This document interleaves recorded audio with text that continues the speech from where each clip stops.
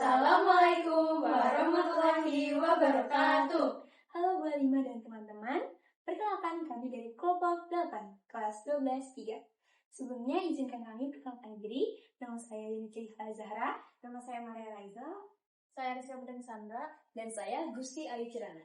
Di sini kami akan mempresentasikan cyberbullying yang dapat dicegah dengan bijak atau BIJAK. Bijak ini adalah sebuah akronim yang kami buat untuk lebih mengenal dan lebih dekat dengan cyberbullying.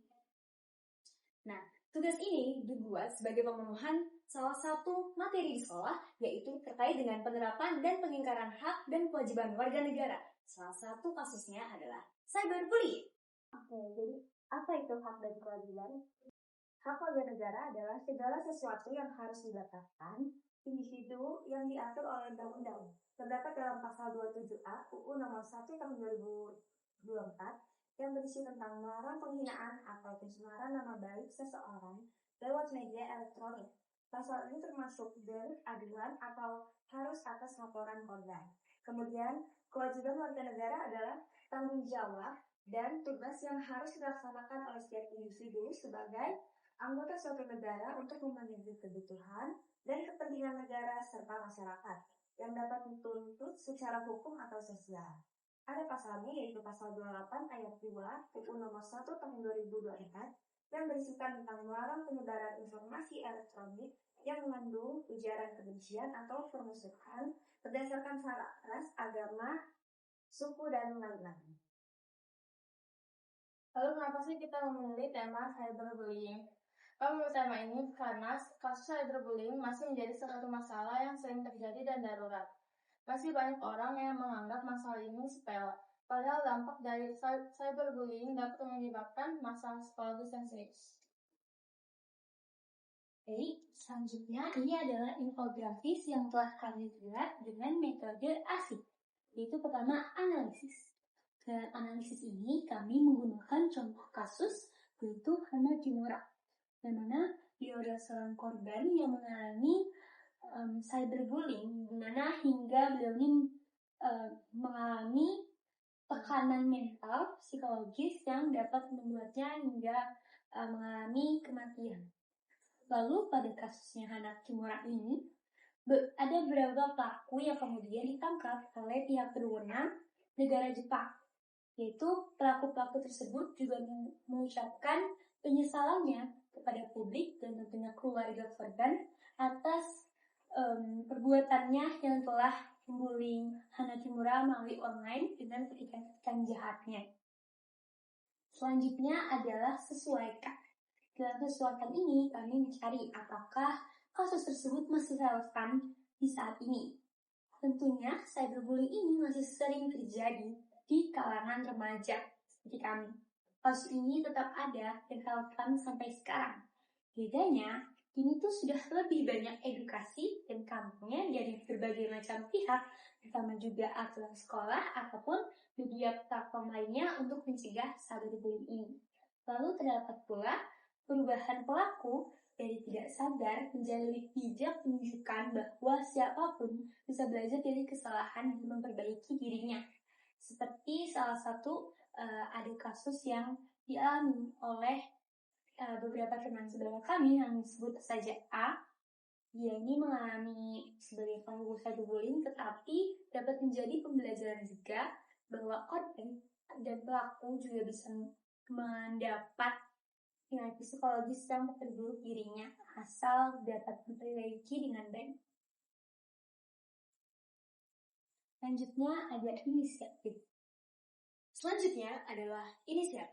Setelah mengetahui kasus yang diambil, kemudian apa sih relevansinya dalam kehidupan saat ini, maka selanjutnya adalah solusi apa sih yang bisa kita terapkan sebagai bentuk inisiatif kita untuk menjadi upaya preventif maupun upaya penanggulangan dari kasus ini.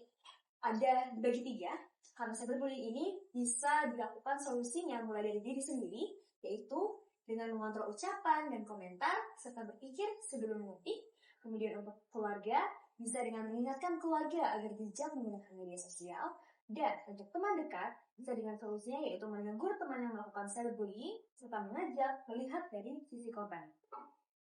Nah, kemudian dari solusi-solusi ini, maka diperlukan yang namanya aksi nyata yang dibentuk dalam bentuk pengembangannya, yaitu dalam bentuk program kerja kami. Program kerja kami itu bernama Sosialisasi Cyberbullying dengan Bijak atau akronim yang kami buat.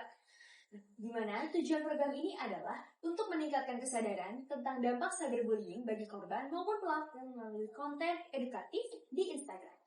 Lewat kampanye ini, diharapkan audiens dapat memahami makna dan dampak cyberbullying, menyadari bahwa pelaku pun bisa mengalami tekanan dan penyesalan, serta belajar untuk lebih bijak dan empatik saat berinteraksi di dunia maya. Ini adalah contoh dari infografis yang kami posting di Instagram story kami masing-masing. Kami membuat, karena tadi kami sudah membahas tentang salah satu kasusnya itu adalah ya bagaimana seseorang itu, petahana Kimura itu tidak hanya korbannya saja yang mengalami masalah serius, tapi pelakunya pun akhirnya mendapatkan efek jera. Nah, bagaimana sih pelaku itu tuh bisa akhirnya menemukan cara untuk mengimprove diri mereka dan menghadapi rasa penyesalan tersebut? Itulah yang kami coba untuk highlight pada konten yang kami buat di Instagram Story. Bisa dilihat di sini. Kemudian ini adalah hasil dari viewers yang kami dapatkan dari Instagram Story kami, berkisar dari 100 hingga 300 viewers. Dan kami juga membuat sebuah kampanye dalam bentuk @yours, yang mana orang-orang secara publik bisa memposting foto-foto kebersamaan mereka sebagai bentuk dukungan dan juga rangkulan, dan menunjukkan kebersamaan bahwa kita semua sama-sama melawan cyberbullying. Lalu ada rencana keberlanjutannya. Kalau kami telah mendapatkan persetujuan kerjasama dengan kampus STP, HBK, dan organisasi FIKR Sukatani untuk mengadakan workshop bertema pencegahan dampak cyberbullying. Audiens yang menjadi prioritas adalah anak usia SD hingga remaja SMA. Namun pelaksanaan workshop ini masih akan ditentukan lebih lanjut dikarenakan perlunya persiapan yang matang dan waktu pemberian tugas yang terbatas. Selanjutnya, harapan kami untuk program ini, yang pertama ada agar masyarakat lebih bijak dan sadar dalam menggunakan media sosial. Yang kedua, dapat menciptakan lingkungan digital yang aman dan efektif. Lalu yang ketiga, serta bebas dari kekerasan verbal atau penghinaan online. Baik, cukup sekian presentasi dari kami mengenai tema yang kami ambil, yaitu cyberbullying dan bagaimana program lanjutan kami yang lebih berdampak ke masyarakat yang telah kami implementasikan, dan juga ada rencana keberlanjutan yang telah kami sampaikan. Sekian dari kami, kurang lebihnya mohon maaf. Assalamualaikum warahmatullahi wabarakatuh.